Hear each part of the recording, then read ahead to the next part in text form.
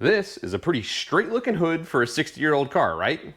Well, there's one problem. That is not in the zone of good. Your hood shouldn't sound like a tin roof in a hurricane. What has happened is the upper portion of this hood, the sheet metal, has come completely disbonded from the webbing underneath. Let's try to fix it. What's up, guys? I'm Jeremy. Welcome back to Cabbage Motorsports. Today we are gonna try to unoil can this hood. So as you can see, we're completely disbonded from the webbing underneath the hood. This is pretty common on classic cars. Mine's maybe worse than others. Yours might only have like one or two places that's loose. Mine's completely loose. And when you're driving down the road sometimes, especially if you're sitting at a stop with the engine running, you'll just catch the right resonant frequency, man, and I'll be looking out the windshield and it'll just be going bananas. It's actually kind of wild to watch, and it's really loud sometimes. But it should be fixable. We have kind of two big obstacles. One is to do this right, and I really recommend you do this. You should cut all this old stuff out that you can. I'm pretty lazy. I don't know if I'm gonna do that. I might just apply the new caulk over it and see how that goes. Worst case scenario, I have to do it over later. The other one is, especially in the middle, and I'll try to show you guys this up close, there are places where the gap is just too big. Like, I'm not gonna be able to fill it. Go ahead, get it out of your system. All right, continuing. So we're gonna have to figure out a way to try and get that back down to where the hood wanted to rest in its stock location. Now that's, again, something that you might decide you don't want to do, especially if the gaps that you have aren't as bad as mine are. Like in the center where this medial ridge is here, the gap is like a ½ inch. You know, that's pretty big. But on the flip side of that, you really can't tell when the hood's shut. I mean, I'm sure it is raised up. I know it's raised up because I can push it down, but you can't really tell. So maybe that might not be worth it to you, because nobody's going to notice you putting in that extra effort for the most part.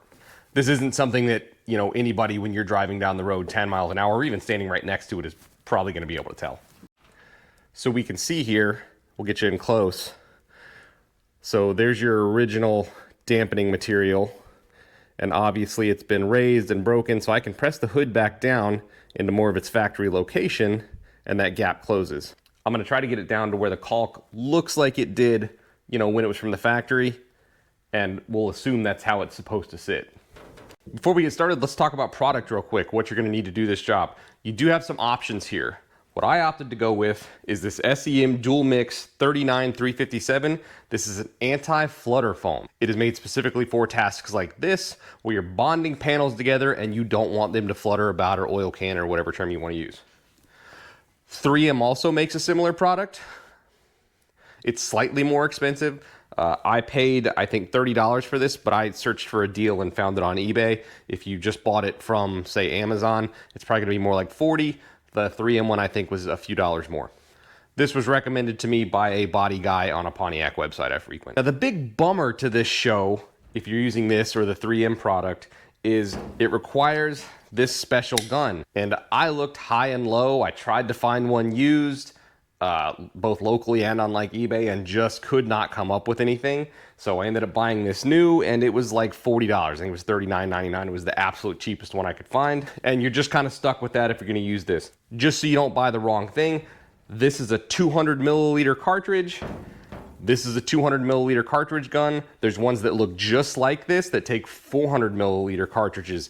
Don't buy the wrong one. Unfortunately, the 400 milliliter ones are more common and cheaper. So not only would you be able to buy one new cheaper, but you'd be able to find one used probably more easily. Another option that you'll find mixed reviews on with this task is like a 3M urethane windshield sealer adhesive. Now, I talked to people who have used that and say they had great results. I also talked to some people who said that after a while, it shrunk and it ended up putting indentations in their hood when it pulled the hood down. The benefit to that is not only is the product a little bit cheaper to start with, it's going to be a single more common tube, and you're going to be able to use one of these. Now, this is just a normal caulk gun. If you don't have one laying around, you can probably go get one for like $5. Now that we have an idea of what we're going to use, let's see how we're going to try to get this hood laid down a little flatter. How are we going to do that? We're going to fix it with dirt. This might be a terrible idea. I don't know. So I went down to my local hardware store, went to Lowe's, and bought some potting soil. I have a few bags of it. This was something that I could think of that was both cheap, heavy, and relatively, contour fitting. It's gonna mold to the hood a little bit.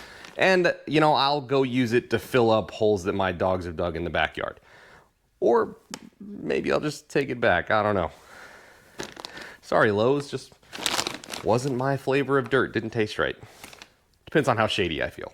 All right, so we've only got 2 bags up there. As I kind of experimented with it, the 3rd bag just made it too heavy to lift the hood up. I was afraid I was gonna bend the hood. So we're gonna start on the sides. If we get in here, we can see that looks much closer to where it wanted to live from the factory. All right, so we're clipped into our little gun here. This stuff has a 15-second working time and a 2-minute cure time, and it's supposed to be able to be painted in 15 minutes, so it really works fast. So again, highly recommend that you guys do a step more than I did and go in with a razor blade or something and get all this stuff out. It's not an easy or fun task. I started to try to do it and then gave up. I just don't care that much. Maybe that cost me more time and end up doing it twice. We'll find out. All right, let's give this a shot here. You can see it swizzling up our little dual mixing stick here.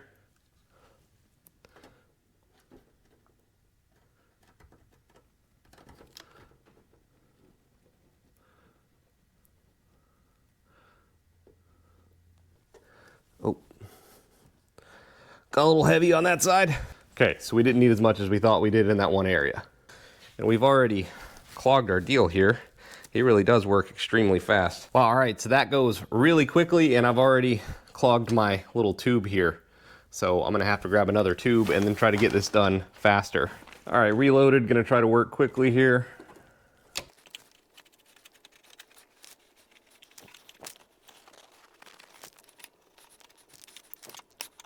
Well, we've run into a problem. This stuff clogs the nozzle unbelievably fast. And I only have 2 of them, and both of them are completely stopped up now, and no amount of poking is seeming to free it up. So, yeah, that kind of sucks. Again, I bought this off eBay. It was unopened, but it could have been old. I didn't really look for a date on it. So maybe that's supposed to be like that, or maybe I got an old one. I'm not sure. I'm gonna go off camera and see if I can't free this up so I continue to work. It does expand a lot. It is, an expanding flexible foam. So maybe you really could, without trying to push the top of the hood down, I could have filled those gaps easier than I thought. So that's something to think about. Maybe don't try to go through all the effort of pushing this down, because it looks like as it dries, it will expand a lot. I mean, you see this one's kind of ugly. That was my first pass. It's a little better up here as I sort of figured out what to expect from it. Okay, I made a quick run to the parts store. Luckily, they had these boys in stock. These are SEM 711. Hopefully, they go right onto that SEM dual mix tube. They should. I'm pretty proud of these. These are $25. This job is quickly getting a lot more expensive than I planned on. It's making doing it the cheap way with that windshield urethane a little more attractive. But hopefully that whole thing hasn't dried up now.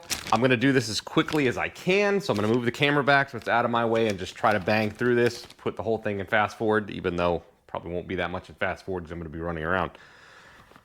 Wish me luck.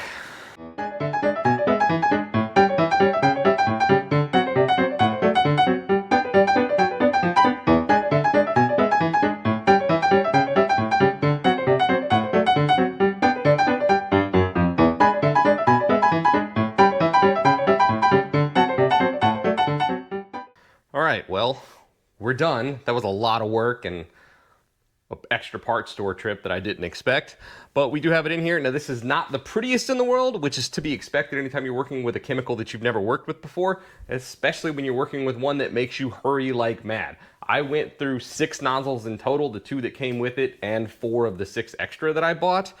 Like I said, if you can't stop. If you stop, your nozzle's gonna freeze up. You have to just go constantly. Like even just going from one hole to the next, it freezes up. I don't know if it's supposed to be like that. Like I said, maybe I got one that's old. I didn't look for an expiration date or anything on it. It does say it only has a 15-second working time, so it probably is just supposed to be that way. Get in here for a closer look.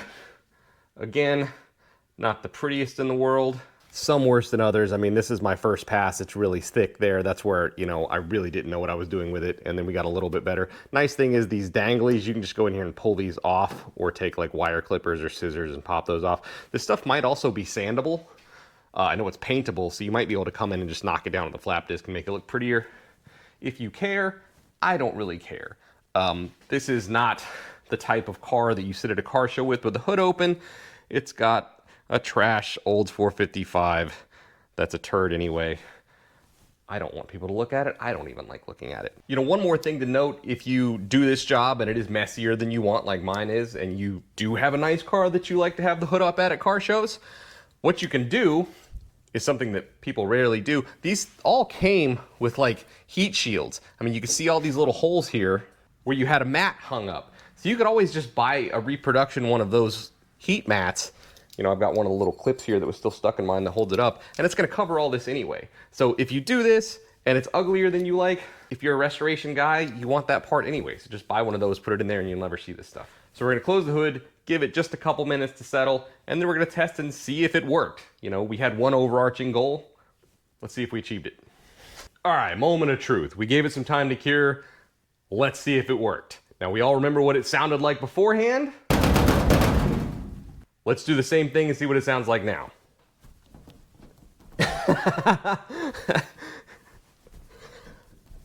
That, ladies and gentlemen, is the sound of victory. Nothing like it was before. No oil canning at all.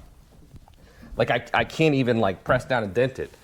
And the hood doesn't look any uglier than it did before. There's no dents anywhere. There's no raises. It looks exactly the same as it did before to the naked eye. That was a little more work than I wanted, a little more money than I wanted, but we accomplished our goal. That's always a win. Over budget and requiring an extra run to the parts store. If that's not hot rodding, I don't know what is. You know, it just always makes it worth it, whatever the job is, when you're busting knuckles and sweating in the sun and or freezing in the cold, whatever. If it works, it's all worth it. And honestly, this wasn't that bad. You, armed with the knowledge of watching me struggle with this, could probably do this easier, because you would probably buy those extra nozzles up front, you know, and get them a little bit cheaper than you would going and paying retail at a parts store. And knowing that you have to work fast. I knew I was gonna have to work quick based on the cure time, but I was completely unprepared for exactly how fast you have to work. All right, so closing thoughts on a successful mission. I gotta be honest, if I were gonna do this again, I would probably try the 3M product. Maybe it's just a little easier to work with, give you just a touch more time and not have to go through so many nozzles. It also makes it more attractive to just try it with the, you know, universal windshield urethane adhesive that I said people reported mixed results with. I wouldn't say this was hard, but it's hard to do and make look pretty, and you really had to rush. So considering it was kind of a pain, I might opt to just use the cheaper stuff that I could go down to the parts store and get, and not have to like special order, and not have to special order a gun especially, because again, I paid like $40 for this, and that's the absolute cheapest I could find. Now this is a big hood, and the whole thing was disbonded, so you might not use as much if your hood's only partially disbonded, or you know, if you've got like a 1970 Nova that's a much smaller car. But I would say I used probably 3/4 of this. Like looking down the hole, we're up to about here, so I do have a little bit left that I can maybe do a touch-up spot on, but not much. It is resealable. That is a plus. That's gonna do it. Thanks for watching, guys. I hope you learned something. I hope watching me struggle helps you do this job in the future if you have to do it. Thanks again for watching. Please like and subscribe if you haven't already. We'll see you next time.